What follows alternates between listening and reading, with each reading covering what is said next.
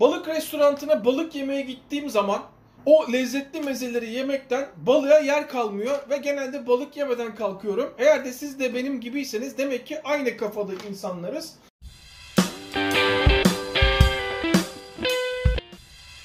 Bugün karides marin yapacağım. Yarın akşam her zamanki gibi yine arkadaşlarla toplanıyoruz. Birkaç meze yapacağım. İlk başta karides marinle başlayacağım. 2 çeşit yapacağız. Bakın dondurulmuş karides kullanacağım. Bazı arkadaşlar diyebilir ki ya Koray ben dondurulmuş karides kullanmak istemiyorum.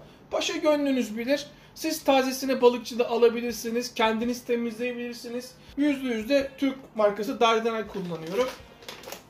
Şimdi söylediğim gibi 2 çeşit yapacağız. Onun için 2'ye bölüyoruz karidesimizi. Şu 2 bardak bana yeteceğim. Her biri birer tabak meze çıkartacak bana. Ve şu geri kalanı hemen buzluğa koyalım açılmadan.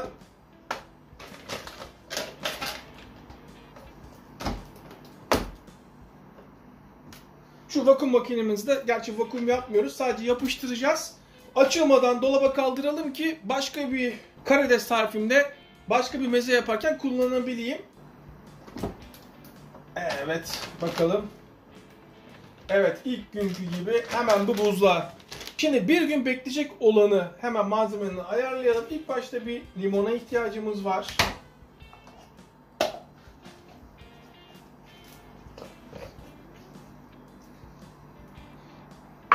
Toplam 2 limon var burada.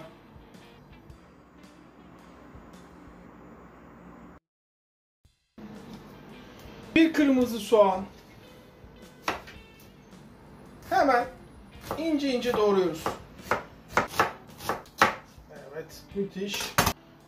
Tuz. Bolca tuz. Tuzla ovup acısını çıkartalım. Daha lezzetli olsun. Üzerine biraz su. Lezzet ufak detaylarda saklı. Unutmayın. Bu da sırasını beklesin. 2 tane sarımsağı görüyorsunuz. Bir kullanacağız. Biz şöyle eziyoruz.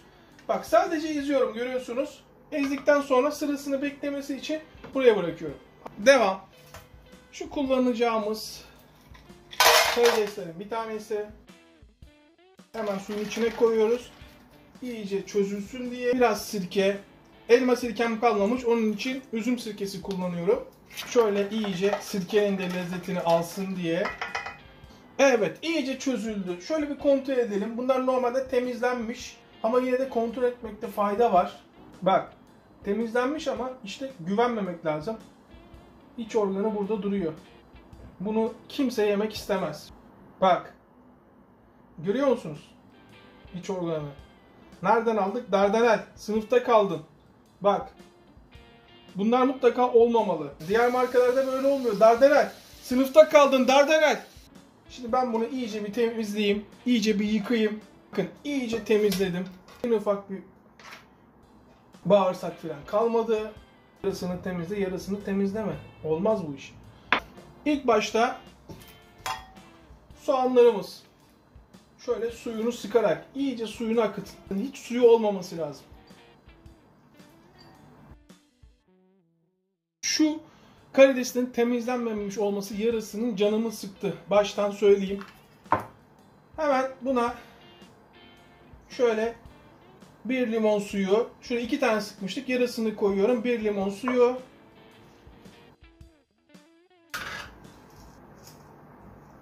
Şöyle 6-7 tane karabiber tanesi. Şöyle 2 yemek kaşığı üzüm sirkesi. Yalnız elma sirkem kalmadığı için üzüm sirkesi kullanıyorum. Elma sirkem olsaydı tercihim elma sirkesi olurdu. Şöyle başlangıç olarak yarım yemek kaşığı hardal, ama daha sonra yine kullanacağız. Sadece marinemizi lezzetlendirsin diye şu anda kullanıyoruz. Şurada bir sarımsağımız vardı biliyorsunuz. Bir sarımsak ezerek buna bir yarım kaşık daha hardal atıyorum. Gözüme az geldi çünkü. Karideslerimiz iyice temizlediğimiz. Önemli nokta, normalde söylüyorum ya şu kadar zeytinyağı, yarım çay bardağı, çeyrek çay bardağı falan. Hayır, ürünü geçecek kadar, karidesleri geçecek kadar. Şöyle bir bakalım. Bak. Tamamen zeytinyağı ürünü geçti. Görüyorsunuz. Şimdi bu dolaba koyacağız. Bir gün bekleteceğiz ama bunları da aynen biraz önce gösterdiğim gibi temizleyeceğiz. Evet, bakın bunları da temizledim ben. Ama ne yalan söyleyeyim, biraz canımı sıktı bu iş. O zaman paketin üstünde temizlenmemiş ya da yarı temizlenmiş yazacak. Normalde temizlenmiş olması lazım dondurulmuş ürünün. Hiç yakıştıramadım Dardanel firmasına. Hiç. Hiç hakkını veremedi isminin. Hemen şunları da şöyle alıyoruz. Bunu da bir cam kaseye koyuyorum. Bu sadece beklemede. Bu pişmeye başladı. Şu anda pişiyor. Bunlar hemen dolaba. Tam bir gün oldu.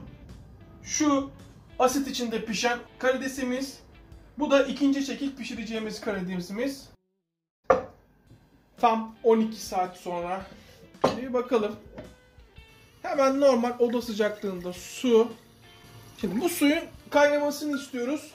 1 çay kaşığı tuz, 2 çay kaşığı sirke, üzüm ya da elma. Elma tercihimiz. Ben üzüm kullanıyorum çünkü kalmamış. 1 çay kaşığı limon suyu. Karıştır. Harika. Şimdi gelelim buna. O kaynayana kadar. Görüntüyü görüyor musunuz? Bunu bu şekilde gönül rahatlığıyla yiyebilirsiniz. Ama Koray, ben bunu zirveye çıkartmak istiyorum. Sadece lezzete endeksli yemek istiyorum. Kiloyla meloyla da sorunum yok diyorsanız bak. 1. Bu da 2. Yemek kaşığı mayonez. Hardal. Şöyle dolu dolu bir yemek kaşığı. Yalnız hangi hardalı kullanıyorduk? Bakın bu hardalı kullanıyoruz. Görüyorsunuz değil mi? Başka hardal kullanırsanız sıkıntı yaşayabilirsiniz. Her hardala kefil değilim. Hiç tuz atmamıştık. Biraz da tuz. Karıştır. Karideslere zarar vermeden karıştır. Ve hiçbir pütür kalmasın mayonezden. Şimdi bazı arkadaşlar diyecek ki ya Koray, biz böyle bir karides marin görmedik daha önce. Arkadaşlar hep klasik yapılanları mı yapacaksınız? Şöyle 5 yıldızlı restoranlardaki gibi. Bakın böyle fokur fokur kaynamasını istemiyorum. Altını kısıyorum. Derinden kaynıyor.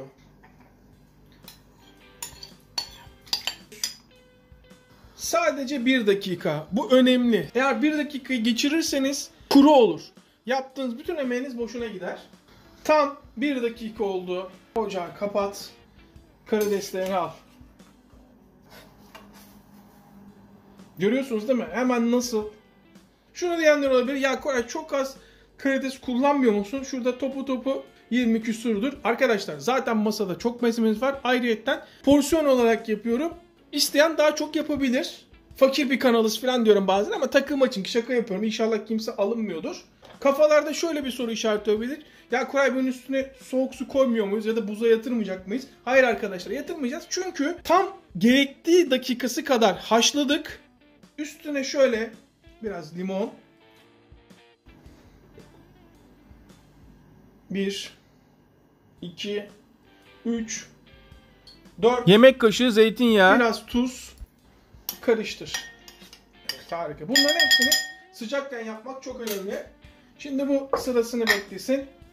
Maydanoz. Siz ne kadar maydanoz seviyorsunuz o kadar. Ama şöyle bir bağın 5'te 1'i kadar yeterli olacaktır.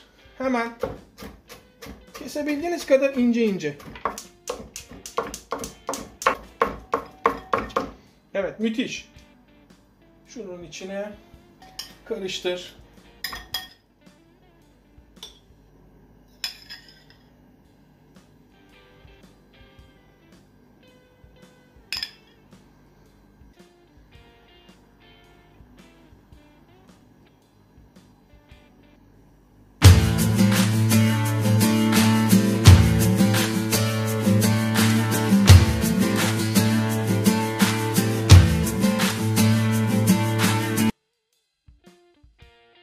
Çok iyi ya. Gerçekten çok iyi. Bir de şuna bakalım. Şimdi içeride arkadaşlar var. Diyeceksiniz ki belki ya Koray 10 tane çatal değiştiriyorsun. Neden değiştiriyorsun? Arkadaşlar kimseye yanlış yapmayalım. Bu arada açın ağzınızı, sizi unuttuğumu mu sandınız? Bu asitle pişen, bu şov ya. Bu bildiğin şov olmuş. Bunu beğenmeyecek adam ben tanımıyorum.